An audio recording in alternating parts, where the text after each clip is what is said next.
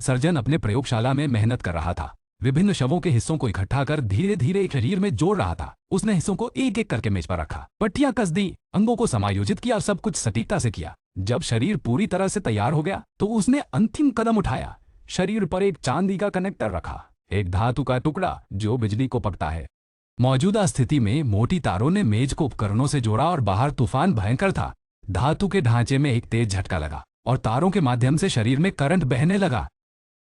Surgeon ने ध्यान से देखा, किसी भी हरकत की प्रतीक्षा की, लेकिन कुछ नहीं हुआ। शरीर पूरी तरह से स्थिर पड़ा रहा। थका हुआ सर्जन प्रयोगशाला से बाहर चला गया और सो गया। सुबह की हल्की रोशनी कमरे में घुस गई। उसने अपनी आंखें खोली और चौंक गया। जीव उसके बिस्तर के पास खड़ा था, एक दिव्य सांस लेने वाला प्राणी जो चुपचाप उसे देख रहा था। सर्जन ने आश्चर्य कर चमकदार रोशनी में सर्जन ने धीरे धीरे उसकी देखभाल करना शुरू किया। उसने उसके बालों को संवारना और उसे सरल कार्य और बातें सिखाना शुरू किया। शुरुआत में वह एक अच्छे प्राणी की तरह लग रहा था, लेकिन समय बीतने के साथ यह स्पष्ट हो गया कि यह प्राणी नियंत्रण में नहीं था।